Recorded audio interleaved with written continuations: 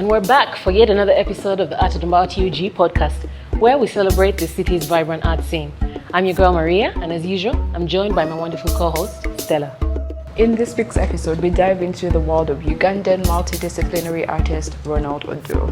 Odur is known for his mastery and use of aluminium printing plates and copper wires. His work explores themes of identity, power, and social-political dynamics. We'll explore his creative process, his unique techniques, and what it feels like to represent his country at the Uganda pavilion in this year's Venice Biennale. Stay tuned for an insightful episode with one of today's thought-provoking artists. So let's art and about.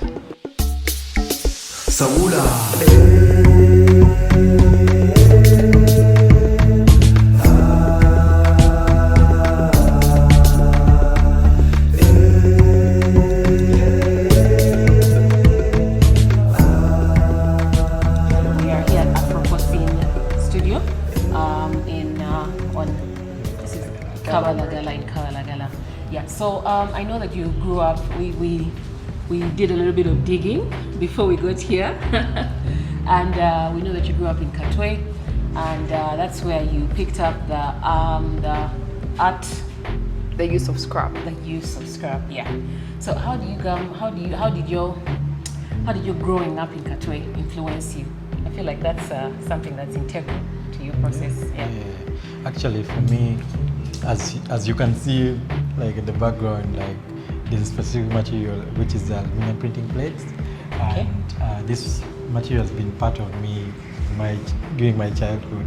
I grew up in Katwe, that suburb, Chisenyi, Zambia, and that place has influenced my work, whereby I used to collect these materials, these printing plates, at Nasarad when I was going to school. Okay. For scrap. Okay. And then from that, when I became an artist, I reflected back on this same material because it was cheap to acquire and all these things. So it's the same material I've been using for the last 10 years, and I've been exploring it in different perspectives until I have I create a lot of things out of it. Like I used to do I used to emboss the material. I used to paint hand on the material. Emboss? Yeah, hand embossing. And then burn the material. I used to paint on the material. A lot of things. Right now I'm weaving the material. I make sculptures out of the material. But then I won't forget stitching. Stitching as well. Yeah. Okay. I think we saw that in an installation at the Afriat Gallery. Yeah. Yes, exactly. So stitching it helps me to make 3D objects, which are sculptures. Yeah. So I stitch using copper wires, thin copper wires. Yeah. So this is very much experimental. There's no one that you're looking to and saying, let me borrow from this aluminium artist's techniques. You're basically figuring it out as you go along. Yes, exactly. Okay, so you spoke about your technique of weaving or burning, and I can see obviously we're standing behind something that has been woven so delicately but so beautifully. So how does this help you to express yourself as an artist? The technique, how do you use it to express yourself as an artist? First of all, the material has given me that kind of platform to express myself. Yeah.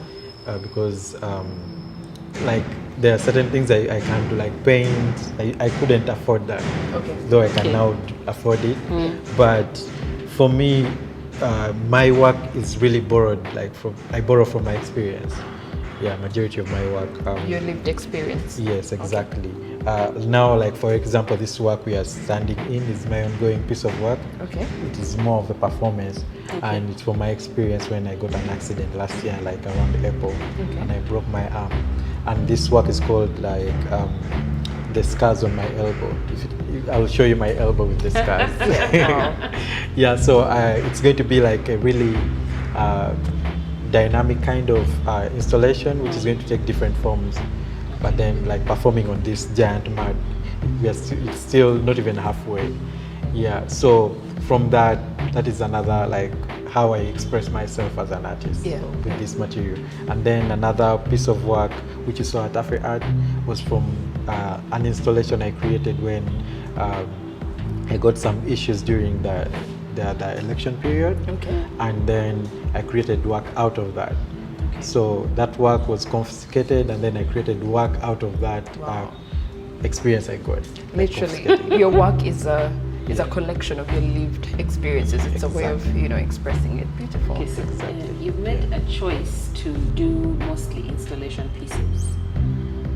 Does that, how did you arrive at that? Because as an artist, that decision to say that let me just do some stuff that's installation, because I don't feel like this is stuff that you see and is like, I'm gonna put it in my house. I'm gonna put it in my house. Yeah. I mean, you could. Yeah. You could if you have like a big extravagant house. You could put like I could literally see this like in the hallway. Literally. In the hallway. Yeah, but it's still a place that you could install work. I feel like it's so grand. It's To so each their own. you know what I mean? Like in the hallway, but hanging as it is because it's a nice floor. Okay. But yes, how do you come to installation? Do you see your work in a particular space? Actually, for me, I think this kind of like, should I call it ordinary kind of creating art, which whereby Traditional, Ugandans, let's call it traditional. traditional, okay, Yeah. where Ugandans like paint on canvas and all these things. Oh my God. I find it really quite boring. Canvas. Okay. Quite boring, and also I don't like to be limited. I like to be wild, like when I'm creating art. Okay. And for me, I don't want like where I've reached right now in my way of thinking and the way I do my things, because I was controlled a lot in school. We are told to follow, not to think. Instruction. So when I got out of school, I started breaking the rules by thinking and then creating what I want to. Yeah. Okay. And I remember I used to like burn the material and people are like, what are you doing? People are painting, what? And I'm like, for me, I also don't know what I'm doing. Yeah. I just started creating my work in my own way. And up to now, I just do what I want to do. Okay. Yeah, I first think about me before thinking about the person who's going to view the work. Okay. Because if I start thinking about the person who's going to view the work, It limits you. it limits me. Like also like when I create a work, there's that how they call it, fulfillment in me. Yeah. So I create from that point also like a fulfillment and expressing myself with my work. But if you were to advise someone, for example, if someone wanted to buy this installation, right? Is it for Where sale? do you envisage it? For example, Sometimes I just store it, Yeah. maybe, and then maybe like we have biennales happening, Yeah. maybe other exhibitions. Yeah. Maybe they reach out and they're like, "Hey, Odur, This installation. we need one of your works," and then I'm like, "I have this installation and this in my storage. Which one do you want?" okay. Yeah, and then they have that. But initially, for me, I don't think about selling my work because that will like get me off track. Like, As an artist. yeah. So it is the secondary thing I think about. Yeah. Is that a little bit? No, but Though we have to survive. Yes, I was going to say, is it But a little bit pretentious? We figure out how to survive. Yeah. Maybe I go back and sell some of the works at scrap. I'm kidding. But, it's so beautiful. but we figure out like how to. Yeah. Because I also make other smaller works which Yeah. can be sold, like the passports, Like the prints. souvenirs. Yeah. Yeah, because okay. this work also will have like works that you can collect. Yeah. Yeah, like on like framed works. Yeah, because I also think about that. And I have also to fund, because majority of the time I fund myself, my works I fund them myself. Yeah. So from those little works that I sell, I You're use able them to keep the work going. Yeah, to keep it going. So Okay, this is a beautiful piece, by the way. I completely love how it flows. thank you. Yeah, I love it. And also because it's shiny. Oh. Shiny thing, so I really love it. Okay. Me and Maria just got back from Venice, where we had the opportunity to visit the Ugandan pavilion at the Venice Biennale. And we had a chance to have a look at your work, which we both agree is one of the most outstanding and also in theme with in line with the theme of the exhibition. And of course it's about passports, and here we have the print of the East African passport of the Republic of Cheo. Can you tell us a bit about this and its connection to the Venice Biennale and your participation in general? Wow. Actually, that passport, the Republic of Cheo. This is a print though, but there is also the actual passport. Yeah. Also in copper? No, this is in aluminium. Yeah, so the work I'm showing at the Biennale is mostly like I used copper. Okay. And then brass also. Okay. So I created that work when I was in residency at Gasworks in London. Okay. And it was quite difficult to acquire like the materials. The materials that I normally use. Do you source them locally? I had to import from China. Oh, okay. Yeah. Okay. So that work was about like how like the scores of each African passport. Yeah. And I was just supposing it with the African Union passport. Do we have an African Union passport? Yeah, it is there, but it's not yet in use right now. Yeah, Okay. like it's there. So I also had. It's an idea. It exists, but it hasn't been. It exists, but then it is not yet in use. Okay. So I had a chance to work with the African Union in their residency in Dakar, Senegal. Okay. And that's where I also developed another work called the Fabric of Identity, where I suspended like 8 passports. And I'm also showing that work at the Dakar Biennale in Senegal next month. Okay. Yeah, Wow. That's interesting. yeah. So for me, it gave me like working with the African Union. It gave me like an insight of like one of the agendas that you have one passport Okay. for the entire continent. Okay. So for me, that work was really talking about that. Like, if we had like one African passport, it would be much more easier for like the mobility of African people to Europe, actually to traverse the whole world. Okay. So that's why I had like scores of each passport, Yeah. like which country they can go visa free, visa on arrival, without visas, like all these things. Yeah. And how does the Ugandan passport score? It's around 76, 75. Out of? Out of all the countries around the world, like Okay. 120 something. Okay. I do have a question about this idealized passport theory. I mean, I'm calling it a theory of yours. If we did have that collective passport that allows us to travel freely, all the rules that exist for checking a passport and verifying that a person is from where they say they are and is who they say they are and represents, like, it would be easier to the ease with which the ease to follow up on all that. Yeah. The idea of a unified passport sort of supersedes how we are as a continent right now, does it not? It has come before we have systems in place that can allow us to have a singular passport. You get? You feel like it's ahead of our time? It's ahead of our time. Yeah. Do you feel like it's ahead of our time? Do you feel the same? I mean, I think it is not even ahead of our time because there's a passport I have, the Republic of Totems, okay. where for me I quite disagree with the idea of the passports because In entirety. yeah, because it's really not accurate, and also because if you're British, let me say, and you hold a British passport and you appear at the airport without pushing out your passport, would you be looked at as a British citizen? No. You'll be like, oh, this is an African, right? Yeah. But like when we used to like have like us documented in a certain way. Yeah. They'll be like, yeah, this is a Uganda. Okay, this is an African. Yeah.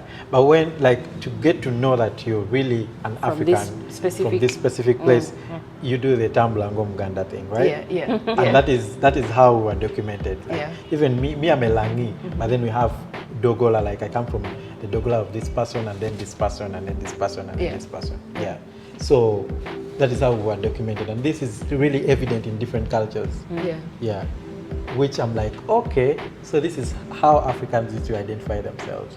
But then now I'm called Odur, who is a Ugandan, and all these things. Yet we have a Luo who is in Kenya, who is still part of me. A Luo who is in South Sudan. Who is also still part of the same ethnic. Yeah, the Bantu people, like. So, but geologically. Yeah. Okay, so your installation at the Biennale, and the theme was, I think, foreigners everywhere. Yeah. So how does your statement with the passports tie in with the theme of foreigners everywhere and what you're trying to advocate for, which is the united passport? Yeah. What's the correlation? For me, I think the idea of foreigners everywhere is like, that is very true and valid. Okay. But then the limitation of having the idea of foreigners everywhere is not fair. Yeah. Because if a person from Europe is traveling to Uganda, it's quite easier for them. Okay. But then if Odur is traveling to Europe, they ask me, are you married? Do you have land? How much money do you have? How much money? Like, it limits the idea of foreigners everywhere, even though that theme had like a lot of layers in there. Okay. Yeah. rather than just like a human being just going. So which particular layer were you addressing with your installation? Like mobility. The inclusivity that it's supposed to Yes, to represent is not really represented. Yeah, exactly. Because and also at some point I deliberately used like copper because some people are really like the inclusivity is about their resources, not the human being. Okay. Yeah, so it's quite easier for copper to travel to another place than it but is then for the person who mines the copper, if they want to go there, it's quite difficult. That's a so very powerful. I made an installation at Gasworks with doors and with cotton, like passing through this kind of cotton here. Yeah. So I had to like make like a cobweb kind of situation and then stack the cotton in there, like to show like all like this cotton, these resources like move everywhere. But then the human being who are is behind stuck getting behind these those resources. doors. They're There's stuck so many behind those barriers. doors. Yeah, there are a lot of barriers. Yeah. So for me, I was just talking about like mobility, and then like access of like the human beings. Okay. That's a very controversial Topic. Yeah. Have you got in trouble in any way for any of your? I'm just asking. Have you like met with any like pushback and like for like, oh, you know what you're talking about is a little bit dicey or Political. Yeah, political. But with this, I've not yet gotten With some any. of your other work, you have. But some of my other work I have. Yeah. Okay, but still speaking about the Biennale, aside from the copper, what other materials did you use for the passports and what is the relevance? I made another piece with brass. Okay. And I was just trying to show how all these passports, if they become one, it is really valuable. Like, so brass has like that shiny element of gold. Was that that's the one we thought was gold, right? Yeah. Okay, so and gold has that kind of like something allure precious. and status and Yeah, so that's why I made it to be quite like, Prominent. even though my work wasn't installed the way it had to be, but okay. Yeah. Speaking of installation, right, and the fact that somehow you were not able to attend the Biennale, can you tell us about that and your vision for the installation and your statement to not be there? Because in fact it was a statement. Your refusal to go was a statement that was in line with your work. Can you tell us about that? Yeah, like my refusal to go was like a performance, like to make a statement about that same work. Okay. Because if you have all these scores, and other people have like higher ranking scores higher rankings and there's nothing you've done as a person and to another achieve thing that is, score. this is like representing the whole country. Yeah. And then you want me to still Pass apply through for hoops. a visa, all these things, instead of like, okay, this person is representing the country in this way and this way. They do some background check on you and this and that. And you're like, okay, here is your visa, you can now go, or you bring your passport, this and that. But then passing through the difficulties of The bureau, the red tape. Yeah, like I have to give you my bank account statement, all these things. I found it like really unfair to me. I found it really unfair.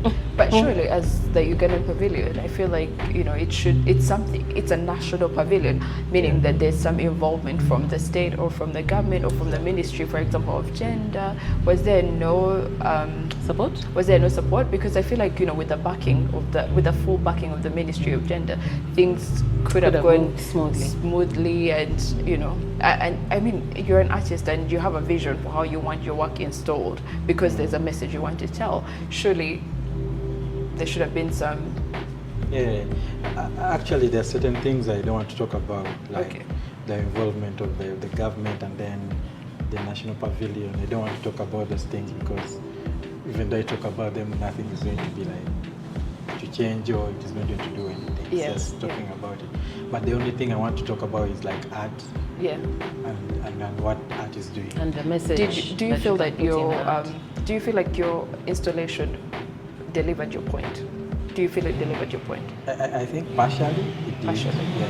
Have you received any word feedback, like how the reception of the installation? Yeah, there's someone who was moving around Venice, and they were like somewhere very far, and they like there was a talk happening somewhere, and these people were talking about my work, like From somewhere else where your work was. yeah, they're like, there's some artist in the Ugandan pavilion who is talking about this thing and this thing.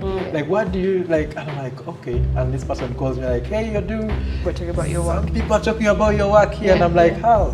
And then sometimes I when I'm on like on Instagram or where, and then Somebody comes and and then someone is like, hey, there's this guy Odur Ronald's work in the and then he talks about this. So like several blogs, like magazines, like they're talking about this work. Because we can't deny the fact that your work was very powerful. It was very powerful. I feel like if you see the work, it doesn't leave you the same. It gets you thinking about these themes that are not just your lived experience, but also our lived experiences as Africans. so actually in one of those installations, which at AfriArt you had it set up as a homestead, a kind of home kind of setup with, were these supposed to be microwaves or TVs? TVs. The TVs, and like it was a very homely. I think we have some pictures of it. We can show. Some pictures. Yeah, it was a very homely looking, setup. And was that your next piece, or was it also part of? It's a different kind of installation from what we saw at the Biennale. I think that is a little bit different. Different. Yeah, though all my works they connect. They're connected. Even this work connects, because the initial work that was to be exhibited at the Venice Biennale was confiscated at the airport. Okay. Yeah, because of some objects they thought they were like something else. So for me, from that experience, I had to recreate this work responding on that, because it really depressed me, like confiscating my work. I want to say something. It's like being gagged. Yeah. So for me, that's why I don't know if today is independence. So I was trying to talk about like freedom of expression as an artist. So I had to go back to archives and then borrowed like when Uganda won its independence, and then juxtapose it with the now, like with the situation I'm in, like where my work is being confiscated, and then my freedom to express myself as an artist.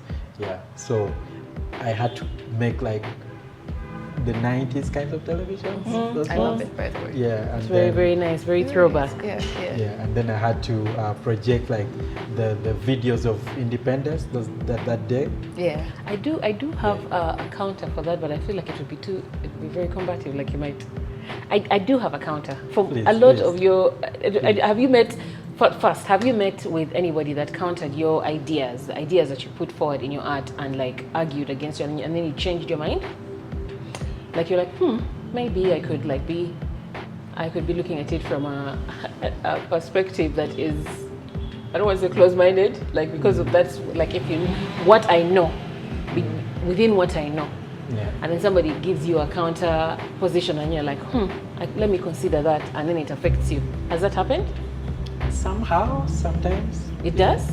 Oh. Just the interaction with like execution of the work, but not the idea, because the idea is really like from an honest point. Yeah, it's from an experience. It's not like from just like out of the blue, like okay, fine. So that my counter would be that the issues that are raised by the people who maybe like confiscate your work or say that this cannot be, do you think that they are invalid issues? Because sometimes they will cite issues of security. They'll say that this is a security risk. Do you think that's invalid? Like they are valid. They are really valid. But like if they are valid, but then if someone tells me, okay, you're doing this because of this and this, without like really dissecting through everything, and then you understand it, or giving like a statement or something like that, at least to be understandable. To be clear. Yeah. But Did now, you have a statement for your work when you sent it away? No. So there was a misinterpretation or miscommunication of. I think it is a miscommunication between the person who was shipping the work. Okay. And the people there that were receiving it. Yeah, because I don't know what transpired between them. I don't know. Yeah. So for me because like we had like social media attacks, and for me I found that like infringing on my freedom to express myself as an artist. Because we use social media. So like from all those ideas, if you put all those things together, this also like makes it valid for this. You understand? Yeah. Like, Okay. Yeah. and this is also a government thing, like you said, like it's the Political. national pavilion. It's a national Yeah, pavilion. and Yeah. then someone is giving you maybe a document with the ministry on it, Yeah. but then you still like Doubt it. Yeah. So Okay, so your work explores themes of power, identity, access, and some other social, political themes. What particular? Can you tell us a little bit about that and how, how you're expressing that through the different pieces that you're working with? The themes. actually, my themes are really like general. I mean, I think the most the most theme is power actually. Okay. Power, yeah, because power is evident in the passports, in the installations I've been making. Yeah. Yeah. So it's majorly like power and how power is used. Okay. Yeah. And what are you trying to tell us about power? What's your experience with power? Wow. Because I mean, your installations are in fact like lived experiences. Yeah. Topic of choice that you've chosen to focus on. And Yeah. You keep coming So- back to it, so there must be something scratching at you, saying And there's no way I'm going to run away from the because it has been chasing me. Yeah. So tell us about power and your work. Yeah, so power, actually where power was really evident in my work was when I had the experience where during the election period and we were protesting in the city center. At my house, it was at the boundaries of the city center and then its outskirts. And tear gas was just like thrown in in our compound. Oh my goodness. Some of them like fell in our houses, and just live ammunitions like moving around. Yeah. And people were running away from the city center, like in the city center, and for us we were running away from home that time. Yeah. So I had to run away from my space that I called private and safe space. Your sanctuary. Yeah. Yeah. So during the GLAD festival, I created work responding to that, commenting on that. Yeah, where I recreated my living room space, and I suspended 1,200 aluminium casts of bullet-like objects. Wow. And on that, I recreated a dining room setup with aluminium table and then a mat, chair. Yeah. That setup had things on the table where I had a passport on this side and expensive liquors, money and all these things. all And then- fabricated.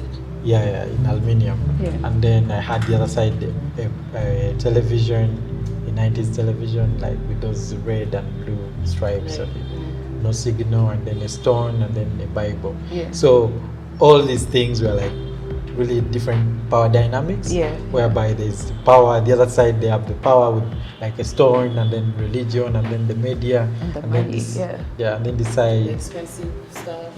the money traveling everywhere, and how all these two power dynamics Play into each other.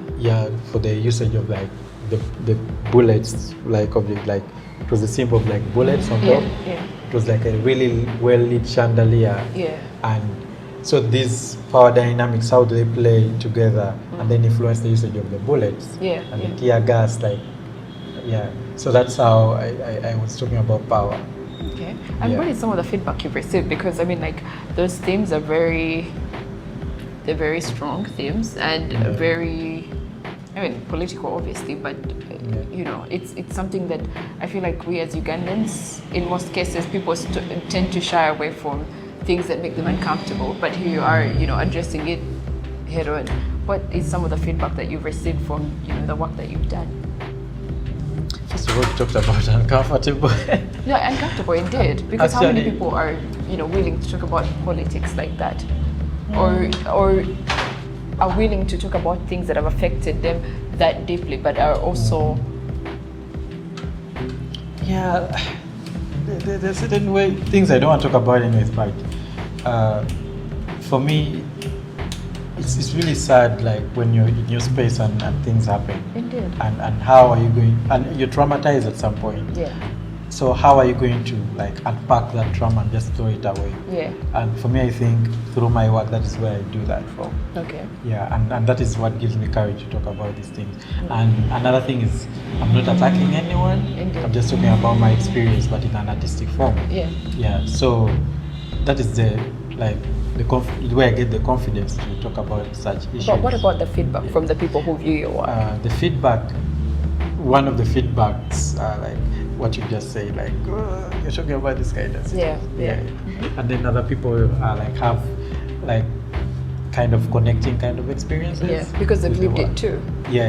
Like there's a Makerere student who came and was like, man, they were doing this, protesting, and a bullet just passed, like, you know.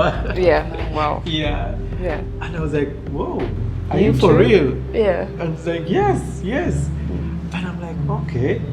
Other people, like someone from Rwanda was telling me like those days of the genocide situation, like people used to sit like radios and what, and that kind of setup also reminded them of that time. Yeah, it was very nostalgic.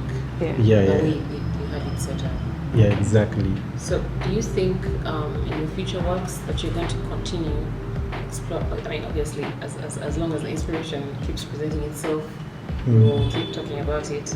Do you think you'll ever explore any other different kinds of thematic, persuasions? Like, will you always be a politically inspired creature, or do you hope to soften? Like the work I'm working on right now. Because you're actually working with very hard, materials. hard materials. You But- talk about hard subjects. You're a very hard guy. I don't know. Where is the room for softness? I don't know like where, but right now even the work I'm creating right now is not that much like state not- kind of political. Okay, so this is like work in the works. Yeah. You're working on something right now? Yeah. So I have a body of work called The Art of Offense. Yeah. And all these political kind of works you're talking about, they're in that body of Within work. that body. Yeah, then the other body of work is the Republic of this and that, Okay. which has the passports in it. Yeah, then I have another body of work. Which one is that? I don't even remember now. Yeah. What are you So many currently things. working on right now? Currently, I'm working on the Scars of My Elbow, which is a performance piece, making like almost half a field of an aluminium woven mat. Wow. And I intend to perform it. Like I want to collaborate with music, classical music, like choirs. Yeah. I want to do like performance, like I want all these things to be like happening in the community, because this work is about community. Yeah. And healing, and how the interconnectedness between like the community and art and healing And our everyday lives, really. Right? Yeah. So just imagine an orchestra performs at Sheraton, the Serena, a border guy can go there. This Yeah. is definitely different from what you normally. So I'm bringing the orchestra in the community, like in Breaking the market. barriers. Yeah. Oh, have you already have it lined up, or it's Yeah, official? it's I'm It's working coming on together. that. Yeah, Okay. I'm working on We that. look forward. I don't know why I'm talking about these things here, but that's Okay, what I'm doing. but, okay, that's a sneak peek into what you're working sneak on. peek, Yeah. yeah. I feel like that will be something definitely To out look for. forward to. Yeah. So when should we expect this to? In January. In January. Okay, there's That's very enough time. soon. Yeah. Though I believe another performance might happen earlier. Okay. We'll keep our ear to the ground. Yeah. As soon as we hear any movement, we'll be like, oh, it's time to rouse. Yeah. But okay. This work is really going to be like really metamorphosizing into different like Different kinds, We're allowing it to go where it yeah. may. I'm going. I also intend to just take it like on the streets, and then people just walk on it, just Yeah. doing their own. Interactive. Are you in your what's this guy's name? Banksy era. Banksy era. Are you in your Banksy era? Yeah. You know, Banks is really like mysterious. And Oh, okay. Maybe I'll ask for permission, like Yeah. the security Authorities, people, eh? Oh, authorities. that's a refreshing change of pattern for you.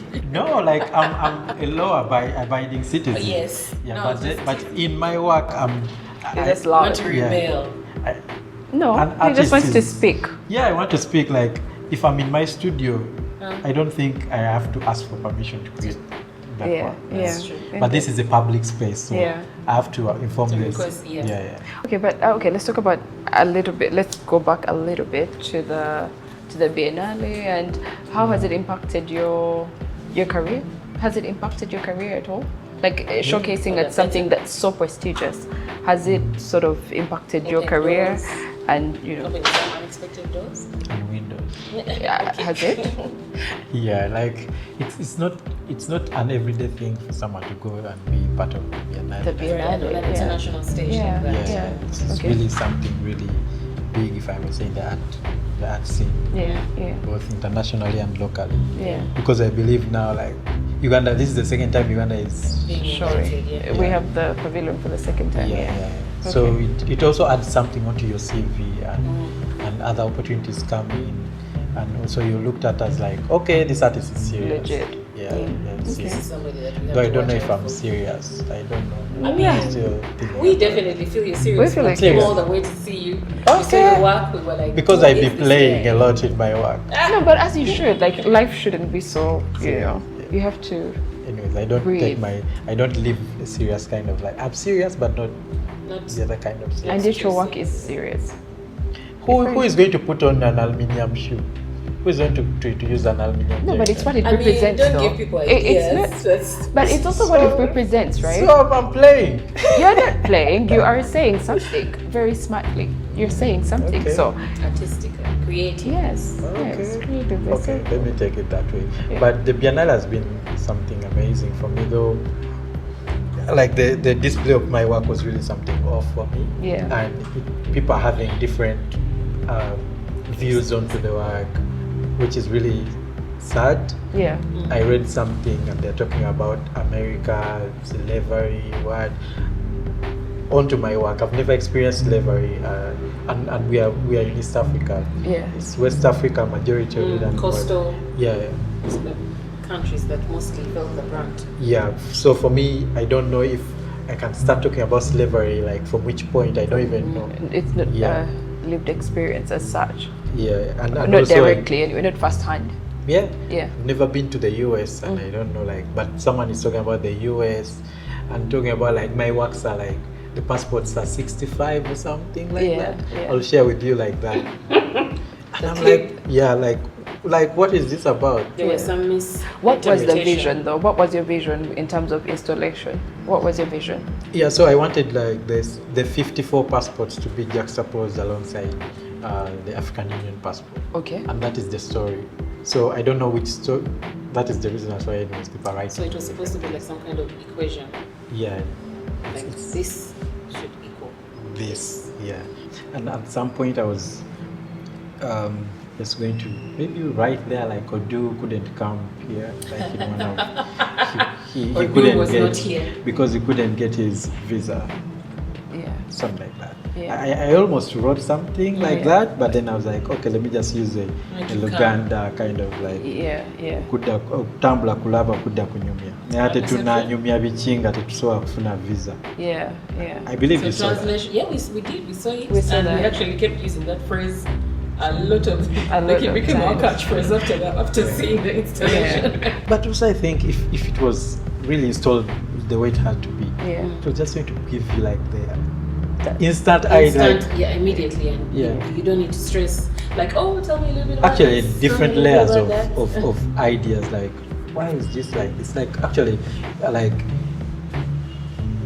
bringing up like questions. It's going to be initiating like questions, like starting conversations. Starting really amazing conversation whereby why are they all like this, and then this one piece is like this, why are they all like this. And it's a pity that, you know, again, like I said, these conversations are, while it brings them up after some explanation, it's a pity that it happens at the back of the room. You know what I mean? Like, it's all these things, the conversations we have under the table. Like, you know, we'll grumble about the power of our passport, but we do it like, you know, at home. Let's just, you know, how could they do this? How could no one is coming out to actually put it at the front in your face, and yet it's a lived thing. I think it goes back to the passport, the Republic of Chile. We come back because everyone wants to they're looking for greener pastures. We never think about like the passport and the power of it. Yeah. We're just like, I want to go to that country. I'm going to find all ways To go. So Yeah, basically, that's- your key is elsewhere. Yeah, you don't think about that little book. Yeah, But the if we value start of it, thinking yeah. about the book and then, hey, wait a minute, this book can only go here and here and Yeah. here. How are we changing this? Yeah, yeah. And also, It's limitation. yeah, like someone wants to go to another place.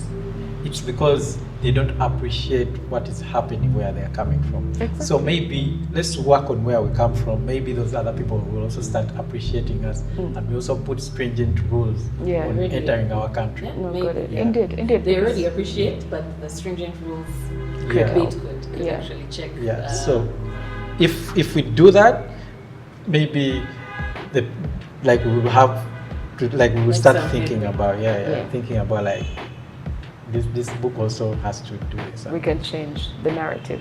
Yeah. Just imagine, because in Africa we have majority of the resources. Yeah. If you close Africa out of the equation, like if you remove it out of the equation, Yeah. a lot of people are going to suffer. So if you have those rules, like stringent rules, right, and you're not like depending on anyone, then your currency or what everything is going to like appreciate. Yeah. Something to think about. That's Maybe what we should Yeah. have you as the next head of the African Union. Yeah, could be. Cowboy. Would be an An interesting. artist. You're Yeah. not just. Yeah. I mean, you have a little bit of a political fighting spirit in you. Yeah. So I'll be I'd be willing to back you. And Like the only thing I can say is artists like document the times they're in. So yeah. Yeah, That's no, true. it's really important to also bring artists to the table when discussing policy and things like this. I think it's a fresh perspective. Yeah. Yeah. And, It's an optimist most of the time. It's actually usually an optimistic perspective. Yeah. Except in and the also, news. art never makes sense if it doesn't have some Context. not even like if it doesn't have some, how they call it, if it doesn't have, It's not coming from somewhere. not even that, like if it is not talking about something like revolutionary or something related to that. Yeah, Sorry? it's just Art about doesn't vibe. have. If it doesn't have some revolutionary aspect to it, it doesn't make Wow. sense. Just like, So I'm going to people give you who an are- example. People who are drawing butterflies are. You're dismissing them? Not necessarily, but I It's- mean, like you could look at it in a different way because, okay, butterflies, yes, but like, you know, the evolution of the butterfly, because it doesn't start as a butterfly, right? So it could also reflect like inner change because you come off as a, what do they call it, like a, Oh, it comes from the lava. The yes, pupa, it the grows, cocoon. you know, the whole process. It's a transition, kind of like a revolution anyway, but we're not talking about revolutions. But you know what I mean? It's about interpretation. So the revolution, I suppose, is there in all art, right? Yeah, like you see the water lilies. Yeah. What is the name of that artist? I've forgotten the name. The revolution was the kind of way they are painting, Yeah. like the landscape kind of thing. And like, Oh, okay. So not in a literal sense. Yeah. yeah. Okay. So Okay. if art doesn't have that aspect in them, then it is just only vibes. Yeah. Just like I'm a piano. On that note, Thank you. thank you so much for your time. And where should we, like, you know, people who want to follow your work, where can we find your work? You can find my work in my studio. No, I'm kidding. You Are we can welcome find- to come any day No, and just no, pop no, in? no. No? Inspire you? My work, I'm inspired by my experiences. So maybe you'll influence. Okay. Probably. It's Okay. like telling me like which artist inspires you. Yeah. There's no artist that inspires me. Yeah. They just influence my work. Okay. Or influence me. Yeah. Okay. You can. really like giving very loaded answers. No, like, It's an artist. I'm not inspired by any artist. yeah. No one. Yeah. Yeah. I would have been creating work about them. So. Yeah. Yeah, but you can find my work on Instagram, Odur Art, like Okay. ODURART. Okay. Yeah. From there you'll find other things. Other things. So from Venice, we should expect to see you in Dakar. Yeah. Okay, how long will you be showing in Dakar for? I don't remember, but I believe like 1 month or 2 months. Okay. Yeah. So anybody interested in Venice, seeing yeah. a little bit more of Odur's work, Yeah. you can head on to Dakar. And if you're going to Dakar, please let us know. We'll send you with our cameras. Yeah. Oh, we might even join. Oh, we might even join. We might even We join. might even you, join. We Who cannot knows? get enough of Yes. all this. Like, it's very nice to be close to the danger. You know, And you don't need visas. and we don't need visas. So Yes. there you have it. So for everybody that's an art lover, art enthusiast that wants to see something different, get on that plane. Yeah. You can also follow her from Within Studios on Instagram. Yeah. Yeah. We also have a solid presence on Instagram, so you can find them. Okay, thank you.